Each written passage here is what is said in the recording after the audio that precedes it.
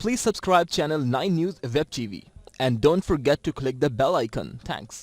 حضرت امام احمد رضا خان رحمت اللہ علیہ اعلیٰ حضرت امام احمد رضا خان فاضل بریلوی رحمت اللہ علیہ ایک عظیم مفسر قرآن، بلند مرتبہ محدث اور کمال درجے کے فقیہ 10 شوال المکرم 1272 ہجری میں ہندوستان کے مشہور شہر بریلی میں پیدا ہوئے۔ آپ نسبت کے لحاظ سے پٹھان، مسلک کے اعتبار سے حنفی اور مشرب کے لحاظ سے قادری، جبکہ اعلیٰ حضرت امام اہل سنت حسان الہند جیسے القابات سے مشہور ہیں۔ حضور نبی کریم صلی اللہ علیہ وآلہ وسلم سے والہانہ محبت کی بنا پر اپنے نام کے ساتھ عبد المصطفیٰ کا فخریہ اضافہ فرمایا کرتے تھے۔ آپ کے والد گرامی حضرت مولانا نقی علی خان اور جد امجد حضرت مولانا رضا علی خان صاحب رحمت اللہ علیہما اپنے عہد کے جلیل القدر علماء کرام میں شمار کیے جاتے تھے۔ ان کی تربیت کے نتیجے میں صرف 4-5 برس کی عمر میں قرآن مجید ناظرہ ختم کر لیا تھا